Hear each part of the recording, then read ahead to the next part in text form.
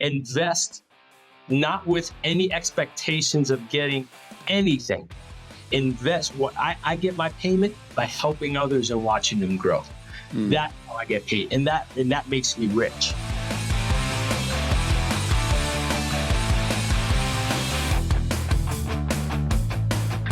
Hey everybody, welcome back for another episode of What's Next. My next guest is number one, hilarious. Number two, a guy that immediately you're going to want to have over to your house for Thanksgiving dinner. I just guarantee you that. And I use that as a filter judge. So I don't want to make light of the fact that just salt of the earth, awesome dude, not only loves golf, but just like a really good human. So I think you're going to get that in what we're going to talk about here. And also is deeply entrenched in golf media and gets to see things at a place that, quite frankly, very, very few people get to see this game. And that's what we're going to talk about today. So Bill Cuebas, welcome into the show, man, the golf father. So excited to have you on and welcome in. I'm excited to be on. It's usually the other way. Everybody's on our show and being on other. It brings me back to my roots when we first got started in way back when. And I did Mizuno's Play Famously. And he turned an average Joe to a pro. And I was the third person pick for it. And then I began this unhidden talent that I had. It just got unleashed. And now I'm on the other side. Yeah, but fun story, because this is great kind of stuff, right? But when I was doing live radio, because we did live Big Golf Talk was live radio, and before that I was on Brian K. We'll call him for this segment. That was the first time I ever got my mic turned off. He shut my mic down during the pod. Now, mind you, we're doing this big thing in Georgia, and it's going great. And I'm a very humble person, but I got this New York thing. I'm from Spanish Harlem, and he started, nitpicking. And as he was dishing it, I dished it back, and he didn't like it at all. So he just cut my mic off. So I just raised my voice a little bit because there were other mics. I got my point across. But then after that, we became great friends and see each other every year, whether it's the PGA show or we go to Myrtle Beach for the Pro-Am, wherever we would go in our circles. He's like, "You remember what I did to you?" I was like, "We don't want to talk about that anymore." Yeah, no, I remember. I remember secretly. So thank you for having me on. No, man, this is great. So I think, by virtue of the hat as well, I'm not sure I've seen you without the hat, and I'll say that jokingly because I have. Yes. Well, I'm going bald. Yeah. I'm going bald, but I'm not bald, but I am going bald. I don't have beautiful hair like you. I don't know what happened or how it happened, but I don't really have a lot of hair. But I maybe because I always wear hats. So I've always worked with the same guy who actually helped create. If you notice on my hat, your listeners or viewers, I have a cross. So the T is actually a cross. I'm a man of faith, and so everything I do is based, from God and stuff like that. And I incorporate in everything I do, whether it's golf or coaching kids or doing anything. I try to incorporate that as well. But it came in my hat, and I have James Thompson. He's the owner of Shade Headwear. And he's been doing my hats forever, from even when he worked in different companies. He was like, "I love what you do. I'm going to make your hats." So I let him go creative, and he does all kinds of stuff. And where'd the Golf Father name come from? We were doing things, and it was weird. Right after I finished, the Play Famously thing, we were under contract for over a year. Once we finished that, a bunch of the guys, people just from social media and doing stuff, I joined In His Grip, which is a faith-based golf grip, kind of thing. We grip every day, every morning, different Bible verses. So some of the guys like Canada, we had guys from Canada, Central America, they were everywhere. And they came out one day. We would have meetings just like this, just shoot the breeze. And somebody said, "We should become the Fairway Mafia." Yeah, like the Fairway Mafia. Okay, that sounds pretty cool. So I'm like, okay. So next thing I know, they have this meeting and everybody's giving each other's name. And I'm like, oh, cool. What are you going to call me? Tony Two Gloves, what, something, right? And they're like, "Oh, no, you're going to be the Golf Father." And I was like, "That's the head And they're like, yeah, you're going to be the head. You're the one that's out there the most, and you have the better personality. So we're just going to let you run with that. And that's what we did. We ran with that. Unfortunately, most of the guys that were in the media, they sort of kind of fell off. They didn't really catch on. My personality is a little different. I'm more like a people person, so it's like I can adapt to just about anybody from anywhere. And that just took off, and I just started doing more, and more people started reaching out. Golf Channel reached out, and I was like, how is this going? Because when the Golf Channel reached out, my TV said it. My TV said Golf Channel on my phone. I was like, huh? So I pick up, and I thought they were trying to punk me, I'm like, what? And they're like, oh, Graham McDowell wants to golf with you. It's like, Graham McDowell wants to golf with Now, you. is it true that Mhm. it was in part because you had booked 600 rounds of golf the previous year? Is that true? It wasn't 600. It was actually 100. It was like 156 Okay. rounds of golf that I had registered, and they were just crazy about it. They couldn't believe it, and I couldn't believe that they were calling me, to go have lunch and do this. And I ended up having dinner with Graham and his wife at his restaurant in Lake Nona, and it just took off from there. It's like they liked me. I don't know why, but they did. He took a liking to me. So we drove around, and we talked about game golf before even game golf was out. It was still in beta back then, and that's how I ended up meeting John McGuire. So like a lot of stuff that ended up, transpiring later on in life was like, I met this one, then I met that one, then I went to this, Mm. and then I went to that, and it just kept expanding and expanding. And everywhere I would go, I mean, I would go on an airplane and they see the hat, and they'd be like, I saw you on TV. And, I'm like, oh, okay. Because I ended up doing Purvis Tumblr. I posted a picture on social media of my favorite tumbler, which no longer exists. Somebody killed it. I wasn't the one that killed it. And I took a picture of it, and it had a fish. And my golf ball was like, it looked like it was in the water. Like I hit it in the water. And they loved it. So they call. They're like, can we call you? Sure. We set up something. They're like, hey, we will have a national commercial, the 19th hole. We want you in it. And I was like, oh, wow. Okay, so they flew me to Georgia, or no, no, Alabama. Sorry, because it was really swampy and hot and a lot of mosquitoes. And we shot all day there, and it came out great. And it just kept going. It just kept tumbling and tumbling. And the more I did, the more it just kept growing. And then I started doing more commercials. Then I did Golf Life, and it still exists, Fox TV. I Yeah. was there. I did several commercials with them, and they were just like, people love you. And I was like, why? Why do people like, what they just say that they like my personality and the way they felt it was authentic. And I was like, well, it is. It's me. This is what you get. I'm like this every day of the week, all the time. So it just kept transpiring. And the more I did, the more people, more influential people I started meeting. And I always felt, ooh, why am I blessed to be there? What I mean? I always believe that God has a purpose for everything that we do. And I was like, why me? I'm not really anybody. I don't feel like I, you know, fit in with everything that I get to do. But I did. I got to blend in. I met people like you, over dinner, simple things like that. And it just keeps growing. And that's how I just keep going out there and getting more opportunities.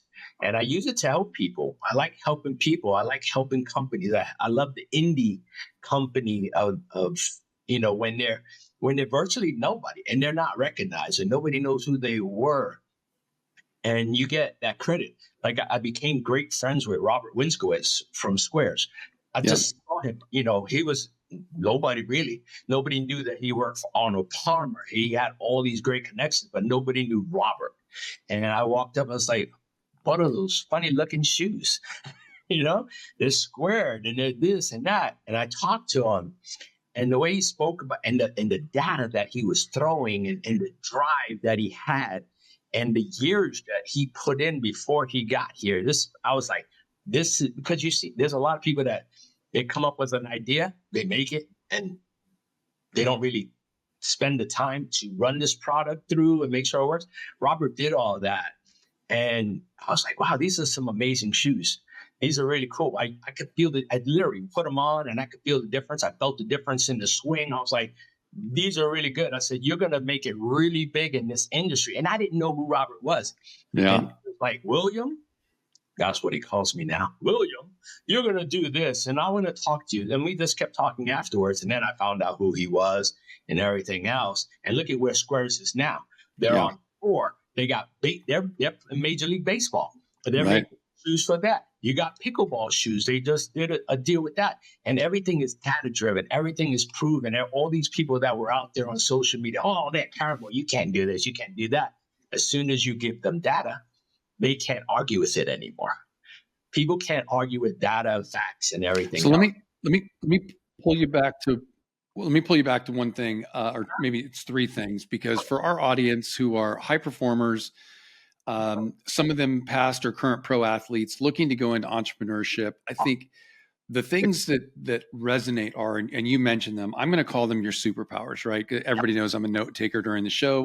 Right. I'm doing this for me as much as for the audience. Yeah. You said your superpowers, you're outgoing, and I'd say / personable. You love helping people, and you're a connector. And you've just outlined through several stories there that you're curious, but this idea of helping, connecting, communicating. How have you seen that transition in your life into, I mean, you're running a business now. So Ignite Golf Network, among many other things that you sort of help and are part of, where people find, like, how did you know that was your superpower and how are you leveraging it going forward? I know you just gave us some examples, but give me like one specific thing that you'd say, yeah, for anybody listening, if you know this about yourself and that's your superpower, here's a way you can apply that.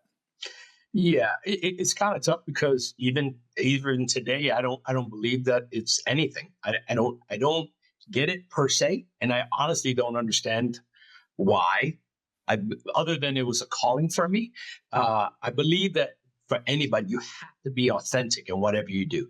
Whatever you do, be authentic, and I think that's what differentiates, because what you see today and what you're going to get tomorrow is what you're going to get the next day, what you're going to get a month from now, and every other day. I don't ever, in the positions that we're in and the interviews that we do and stuff like that, there's a lot of people pushing products and stuff like that.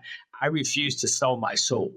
I will never sell my soul. I will never sell who I am because somebody, oh, here, I'll pay you to talk about this, or I'll pay you to do that. No. I do things behind the scenes. If something that I use or try doesn't work, I won't promote it. I will give constructive criticism and say, hey, this is why it didn't work for me. You might want to try this, or try this. And then I'll give them a solution to it to how, try and make it better. So I think that's where my alleged superpower might come from, that I have the ability to make, I don't like hurting people's feelings, and I don't want to kill anybody's dream. But there's people out there that their dreams are they don't push. And on your show, you hear a lot of people that they say the same thing.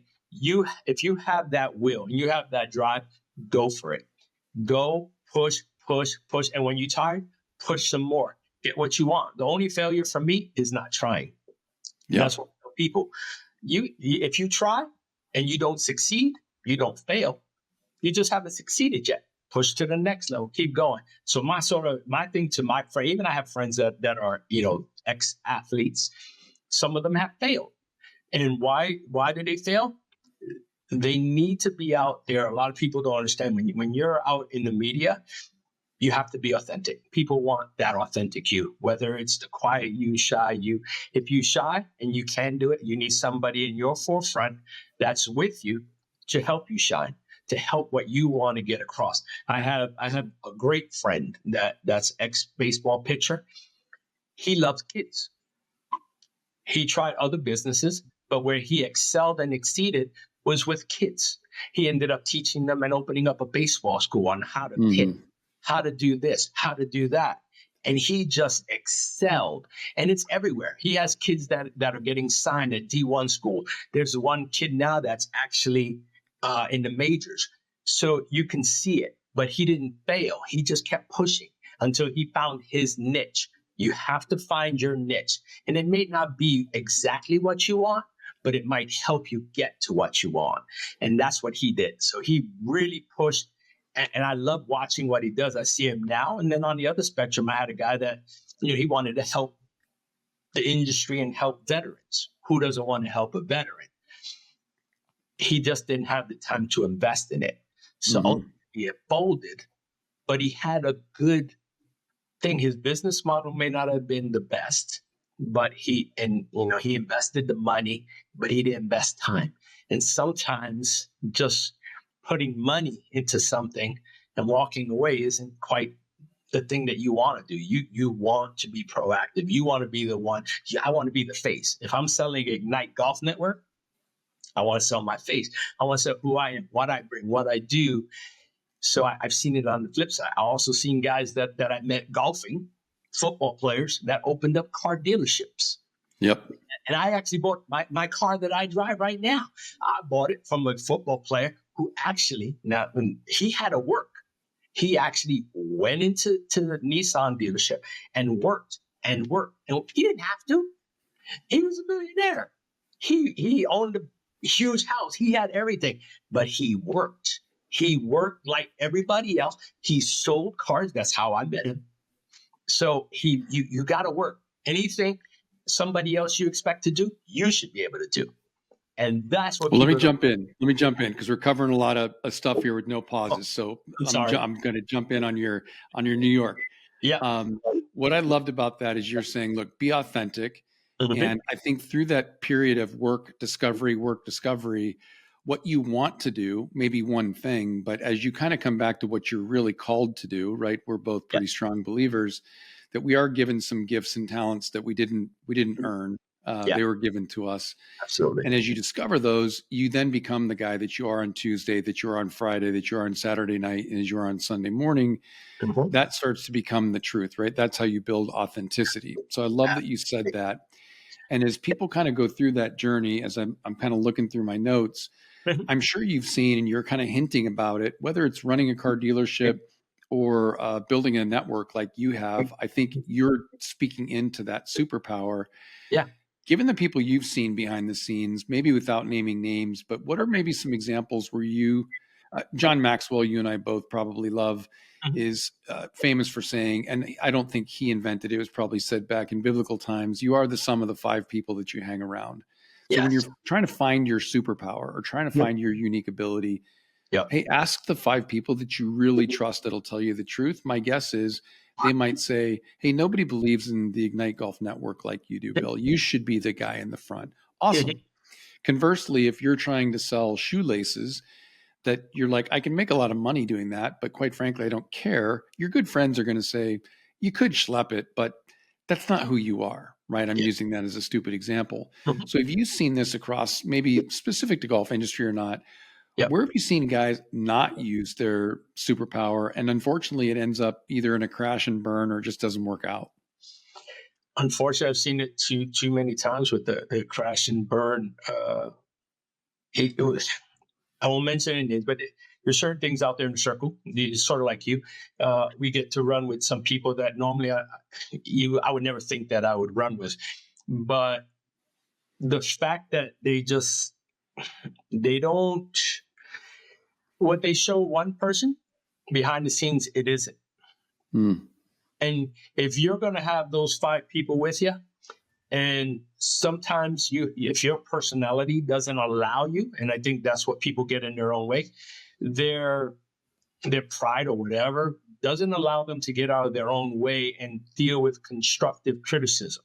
Whereas if somebody came to me and said, hey, Bill, we love this about you, but you might have to tone this down, or you might need to do this, or you could possibly do that. You say 5. I usually go to my group in his grip where there's 30 of us, and we have this meeting, and everybody's talking, and everybody's from all different parts of the world, and everybody's different. And I'm like, well, if I do this, they're going to tell me what it is. I have to decide, do I want to change that? Do I want that about me? And unfortunately, I see way too many people that have this idea of what they call success, and their personality and what they present. They can't hide it in public. Do you understand what I mean? I don't know how to say Yeah. it. There's too many people out there that when we mingle in those circles, you see who they really are and the personality that they'll show out in the world. They can't contain it. They can't hide it. And that's a lot of their downfall. They won't take criticism. They're always right. What they say, if they say this, and then they assign it to you, you got to go do it now because they're the ones with the money. They're the boss. They're the this. And that's not how it goes. You have it. I believe for me, if you're going to take the bull and drive it, you have to stay on that bull. Don't pass that bull to somebody else that can't handle it. You know what you want. And you need to show by example, hey, I'm doing this. You can do it. You sweeping floors? I'm sweeping floors. Let's do this together. I don't care. But there's too many out there when they fail, when I've seen them fail, it's because their expectations are too high. They're not willing to put the work in for those expectations. I rather expect low and push and push and push and just watch things grow. Because if you expect high and you don't make it, you become a little depressed about it. Oh, what is this? What's that? And you can give up on it. I set goals so I don't give up. I set a plan. This is what I want to be to here. On this, I want to do this. And then I want to go here. And as I achieve each goal, I want to raise it up. And I want to raise it up. And I want to push myself. What can I do? And I know the biggest investor of all is you. You have to invest in you. And if you don't, you're going to fail. If you just think spending money is the key to all, it might be in certain situations, but it's not. You know, No. Yeah, if I'm in agreement with you. I mean, the premise of the show really is experience, not opinion. And we say that over and over again because I'm a big fan of not only the guests that I speak into, but we're very blessed and fortunate to have an amazing community of people who listen and watch the show that feed me information and ask questions. And yeah, my first response is if I haven't lived through it, I'm not going to give you what my thoughts are on it because it literally is just vapor, right? So I want to make sure that I'm bringing people with experience, not opinion. I loved what you said, which is essentially lead by example. yeah, My challenge to what you said on the high expectations would be if I've been there and done that, I am going to have high expectations. And I think we've seen that among high achievers would be, sure, I'll sweep the floor with you and we're going to do it at a pace so we can get to the other work, but I'm going to sweep the floor with you to show you that not only I can do it, but I will do it. So I think there's a lot to be said about that. And then your last sort of point there of under promise and over deliver. I want to be clear about that. You and I have talked off camera about this, but don't mistake this. If you're listening to this, don't mistake this for set really low and achievable layup goals. That's not what Bill's saying here. The idea of under promise is know your limitations, certainly make a reach in that, but your limitations of where you're at should be pretty lofty because you've done that. So your goal of achieving that, if you've already done that, right? Experience, not opinion, set the bar high and then go higher, right? So I want to make sure that people do understand this isn't about set these really easy layup things and then, oh, great, I got 10 out of 10. And you go, because everybody can do a layup. Yeah.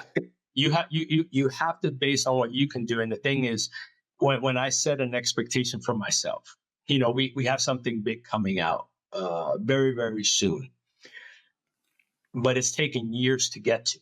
It's not something, and I never gave up on what I wanted. In all the crazy stuff that's happened in my life, I've never allowed it to interfere with my ultimate goal. I want to bring something to people that not only is enjoyable, but something that can be shared, something that will inspire other people and let them know, hey, I can do this. He did this. He pursued, he kept pushing, and he got to where he wanted to. And it doesn't always take money. It takes the will. It takes that determination. Don't be discouraged because if you listen to your podcast, I love it. I love listening to it. I love listening to the twins. I have twins. You have twins. Maybe that's the common denominator. But I love what they say. And it's true. invest in you. And I'm just going to twist it a little bit from what one of the twins said. If you can invest in yourself, something where you're not going to lose sleep and you're not going to lose all this stuff and you're not going to overthink and go crazy, whatever you determine that you're going to do and whatever you're going to invest in, what you're going to do should be suffice that you can move on to the next level and keep pushing and pushing until you achieve it. And then you go to the next step. Everything is done in steps. And just like with money, if you, like he said, and I love it, this is the thing that I took away from money. I love that part. Episode 29, Grant Johnson, by the way. Yeah, that's the gentleman. And I love that he said, if you're going to invest in something, and I think it's not just money, if you're going to invest in something and it keeps you up at night after you do that investment, don't do it. And I love that because normally you're going to hear the other way. Oh, you should do it. You should do it. You should do it. But at what cost? So whatever you do. And I'm going to put this in context. Sorry, I know you and I both could ramble, so we're good with cutting each other off. The great thing about Grant saying that is, and folks, go check out episode 29. His brother Brett, his twin brother, I think, is episode 27. They both speak so highly of each other, first and foremost. But Grant would tell you the reason that investment philosophy works for benevolent capital is because it's who Brett and Grant are. Yes. They are not the burn the boats at the shore guys. It also speaks to why their firm is so freaking successful and why they have over 800 limited partners and their churn is like 1% only from people that go on to other things. It's amazing in the investment world. So I'm with you, Bill. I think they're amazing humans, first of all. And also when they say, hey, if you're going to invest 5,000 or 50,000, it should not keep you up at night because what they're saying is just like what you said, if you're going to invest in a side hustle, if it's going to keep you up at night and that's not who you are, right? Again, experience, not opinion. I look at your superpowers. Don't do it. If, however, you're a burn the boats at the shore guy, where you need to go all in or else you don't see success. There's nothing wrong with that. Some entrepreneurs are massively successful, literally liquidating everything, putting in their one thing and saying, I have no plan B. That's how they operate.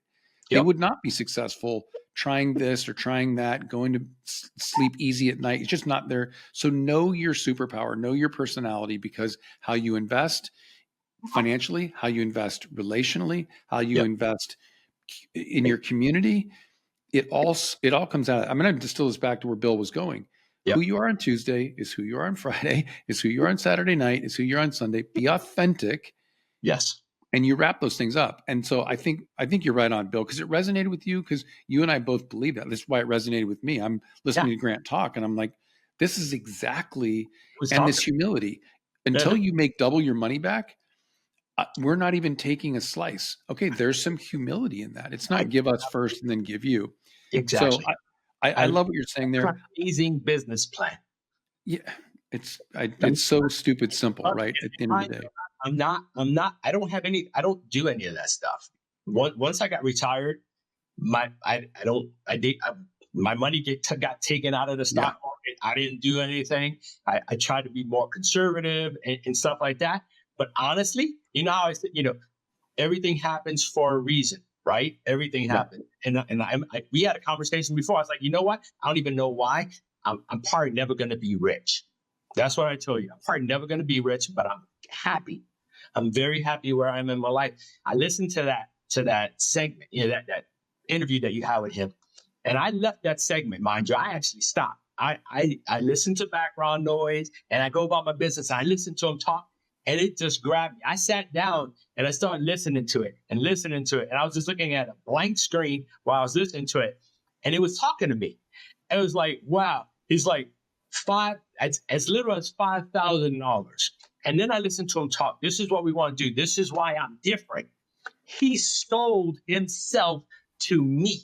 And that's seeing his face, just listening. He sold everything about himself, and his brother did the same thing. Yeah. And you're right. They do complement each other, which is incredible because most people in family business is really not that great.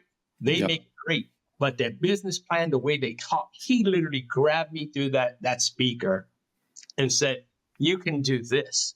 This is what you can do. So you know what? He opened up my mind. He opened up my thoughts. And I was like, you know what? I can do that. And my biggest thing is what he keyed in on. When I go to bed, if I make the wrong financial decision, it's going to affect me when I'm sleeping. I'm breaking how it's going to affect my family. How am I going to do this for my kid? How am I going to do this? I'm going to do that. And when I thought about it, the way he explained it and how he explained, I was like, I'm on board. Sign me up. And I told you before, we did it. I need to do more research on him because that's what I want to do. I want to find out more about it. I'm just enthralled in the whole entire idea of it. And if you really think about it, that's what we need to do. That's what I do. That's what you do. And they invested in themselves. They did their part. They worked. They didn't work. They didn't have jobs. They did have jobs. They worked until they got to this successful platform that they had. Yeah.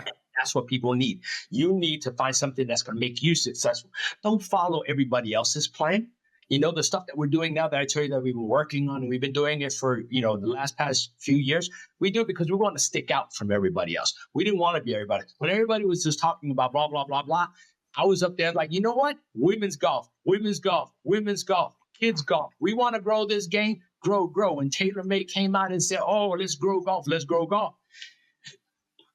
Okay, let's grow golf. But how do we grow golf? You grow it through kids. You grow it through, who takes them there? Mothers. Because I took my twins every week to go play golf. And you know who the only guy was there? This guy. You know why? Because back then, too many fathers wanted to be on the golf course. Yep. And now with that, invest. If you want to invest in something, invest in those kids, do that stuff, grow golf that way. Then women. I made the big push with women. We were doing it. When we were talking about, we stood out. I want to talk about women. I want to cover just women. And if you look at our stuff, whether it's magazine articles that I've written about or anything else, I love covering women. My last few YouTube videos that I posted, women empowering women. Yeah. You get the women, they take their kids. That's how we grow golf. Men love golf. Most of us do. And now we're transitioning to pickleball and everything else. But women and kids, that's how you grow things. And we did it. And when they said, oh, you can't pray, we were doing a live syndicate. We were on air. We were coming out of Chicago, Native Family. We were everywhere. I want to pray. That's what I want to do. I want to pray. I don't care that nobody else is praying. I want to pray. And every episode, we prayed. That's how we ended the show. We prayed. We gave a verse and we prayed. And I stick by those values. That's what I want. I want to be me. I don't care what everybody else is doing. I want to be me.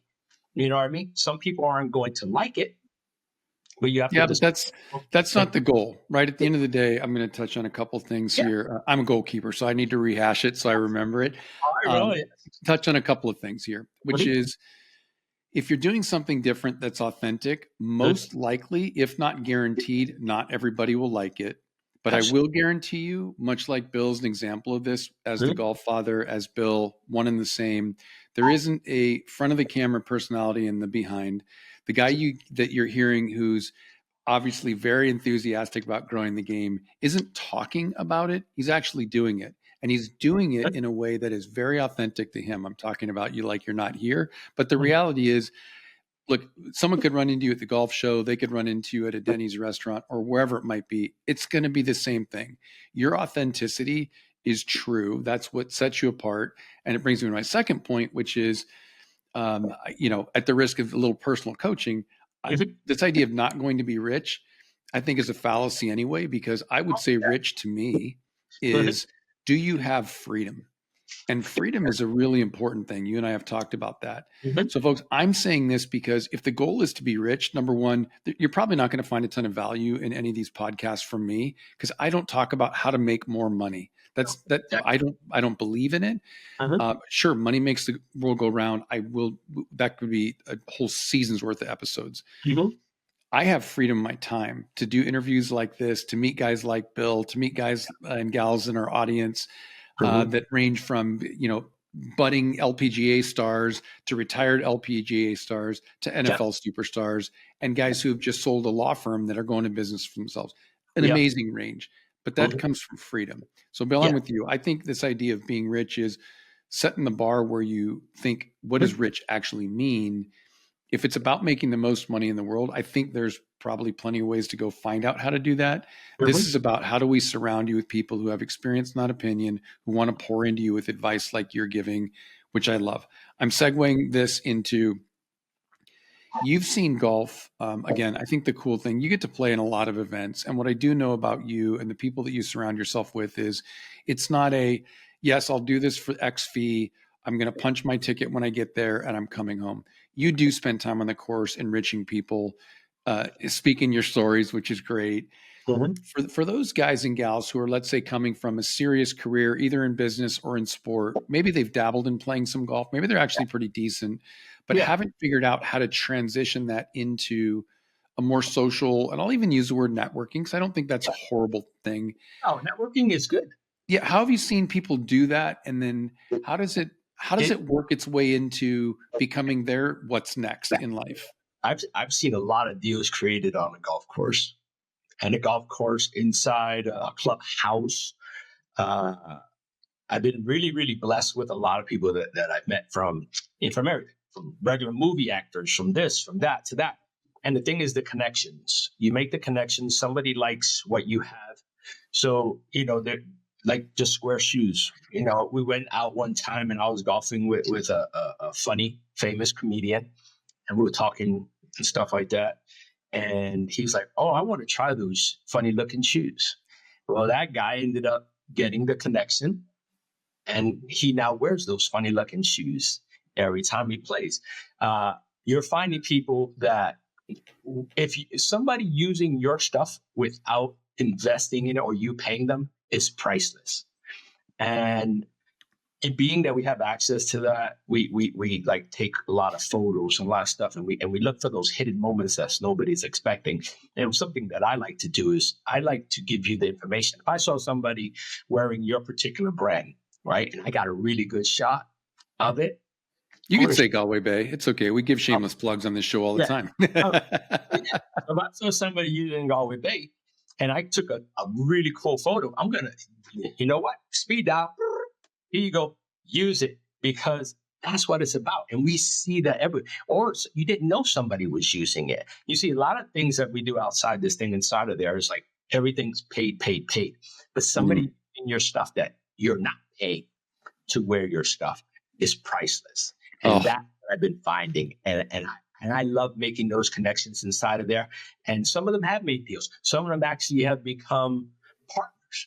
And I throw Encore Golf out there, Encore golf balls. I played one weekend. I found the ball, and I was like, "This ball sounds weird." It was an Encore ball. I was like, "What the hell is wrong with this ball?" Then I looked it up, and it says this ball had a steel ball inside of it. And I was like, hollow core with a steel. I was like, this gotta be crazy. So I put it down.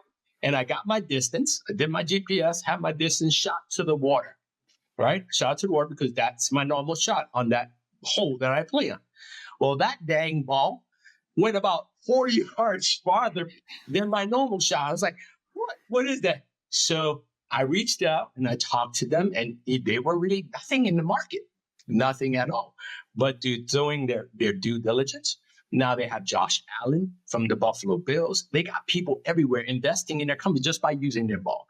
And those are the success stories. When you don't go to them and people want to invest in you and come to you and say, "Hey, I love what you do. I love your part. Let me invest in you." Well, yeah, I mean, you named it, right? One of our investors who became an investor, Tony Romo, was wearing our golf pants. His dad's a huge fan, bought them for Tony, wore them in the Pebble Beach Pro-Am probably 4 or 5 years ago, and famously was hitting the shot off the hospitality deck to about 3 feet. Okay, he's a pretty good stick on top of it. But he was wearing the Galway Bay pants. And we got more positive feedback from that. Tony, we couldn't afford to pay Tony, probably couldn't even do it now. But the fact that he loved our pants so much that he wore them in the Pebble Beach Pro-Am, not as a pullover set of rain pants. He got dressed that morning, belt, because ours aren't pullover rain pants. You wear them like slacks. Was the greatest endorsement for us. So I love the fact that you said that. And to tie it back to the question, for the audience, as you're thinking about going onto the golf course, think about those few points. And then I'm going to wrap it with this. Okay. Be a connector, right? Because it isn't about how do you sell what you're doing. That isn't connecting. That's selling.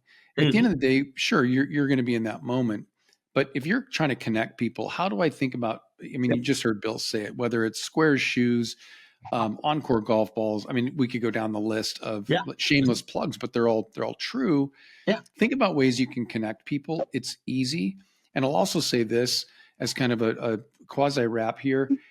If you don't know anything else about Bill, what you've learned very quickly in roughly 35, 40 minutes is in a superpower, you've heard this over and over and over again. He's outgoing. He loves to help others, loves to inspire, is a connector, and Yep. no matter what, is absolutely willing to work hard.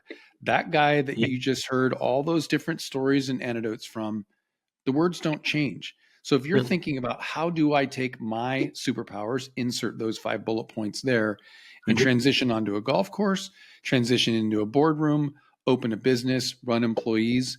My guess is if you come spend a week with Bill, That's it. those 5 things you're going to see over and over and over again. You're not going to see some change. So I think it's really worth like stating and stating again. When you pick your 5 superpowers, you can build your life on it. I mean, honestly, you probably built your pro football or basketball or soccer career on that, or your law firm or your whatever business you had. Anybody, anything. Do the same thing.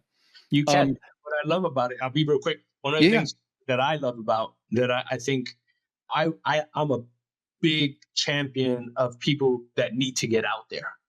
And I will never shoot anybody's dreams. If I can help, I'm going to help. I don't care who you are. I met a particular young man at a dinner one time. I had no idea who he was. He told me about his product. I said, we're going to have you on our show. We're going to help do your stuff. Let's do your thing. That's what I do for everybody. I had no idea who I was talking to or any connections, anything. I heard his story. He sold himself to me. And I was like, wow, that's something that I want to invest in. You know what I mean? And that's how I do it. Invest not with any expectations of getting anything. Invest what I get my payment by helping others and watching them grow. That's how I get paid. And that makes me rich. That makes me really rich. And that's what I love doing. So this is a perfect segue, right? It's almost like I wish I could say I'm smart enough, again, goalkeeper mentality here, that I scripted this, but perfect segue. When you're involved in Folds of Honor, among many other things that are honestly like pun intended game changers, not just the game of golf, but they're game changers. When you think about the legacy that you're going to leave and what mark you kind of want to have on not only your media career and the time in front of a camera, but probably as much the time off. What are you thinking about when it comes to legacy? Like your kids, grandkids, what are they going to say about the golf father, Bill Cuebas, and say, man, it's really great that he did X. They're gonna. I live by that old standard: God first, country, and I always put my family above everything. And so it doesn't even have to be said, but God and country. And that's what I've always lived off of. That's what I did. I've served the people. Most people don't know I was a retired law enforcement in New York. And I think that's what gave me a personality. And being from Spanish Harlem, I knew suffering. I knew what it was to suffer. And I wanted to twist that, where so many would go the other way. I didn't have a pity party. I was like, I'm going to make it. And I want my kids know. You ask any of my kids have served the military. They've gone on to help serve people, kids, and everything else. And that's what makes me proud. I don't care about money. I want my kids to understand what I'm doing is because I'm a faithful man and I believe in my country. And I just want to help people. And they know that I've never, you need food? I'll give you food. You need this? I'm the guy you come to. And that's how I raised them. Do the same thing. Help somebody. You never know who you're helping. You never know. Don't ever kick a person when they're down. We'll give them a hand up. And if you follow that, you're going to be blessed, period. There's no way you can't be. Well, the servant attitude certainly fits. At the end of the day, we are called, right, as God's children to really minister and bring others into that light. And I think there's no better way. As I say, the apple doesn't fall far from the tree. It is no surprise that your kids have taken on that servant attitude. And my guess is that's a legacy changer, right? So regardless of where we've come from, Spanish Harlem or wherever that's been, and then on to serving in law enforcement and then taking a totally different career that servant attitude is legacy making and changing. So kudos to you for doing that. As people, I'm sure, have, just like other episodes, are like, man, I want more of this guy. Like, where do people find you? I'm gonna throw this out there because I already know you're a good resource. You've said you love helping and serving. Where do people find you to either ask you questions or just start following along and getting more of what you're talking about? You can follow at W Cuebas right across the board. I help run Ignite Golf Network, so that's at ignitegolfnetwork.com as well. A lot of other stuff I just keep behind the wraps because I like doing stuff. I'm really big with In His Grip, which is a golf gripping, about verbal Bible verses every single day. You'll see me on their pages and stuff like that. Or you can find me on LinkedIn. You can find me everywhere. Or look up the golf hashtag it. I'm the one. So for anybody driving, don't get in a wreck. Try to thumb type this. All of it will be in the show notes, including In His Grip and any of the things we've referenced here. Making sure that it's super easy for you to plug in and follow all these places. But Billy, it's been, I think, as promised, is great having you on the show. I appreciate it. I look forward to the other way now. I'm coming on yours, and you got to promise me you're going to come back because I do know a little birdie told me a couple things that may be coming out in the next few weeks. I'm not going to. I can go on your show and talk about it later. Exactly. I'm only teasing it out, but we're going to have you come back on. Folks, if you enjoy the show, please like and subscribe. We're building this incredible community of people who truly just want to lift each other up, lean in with experience, not opinion. It has been amazing. Bear with me if I haven't responded yet to you. The last 4 or 5 days have been pretty crazy in travel, but we will get to everybody who sends in notes. We'll connect you with those you've asked to be connected with, either previous guests on the show or other resources. But Billy, again, thank you for being on the show, folks. Thanks for another one. And that's a wrap of the pod. See you on What's Next.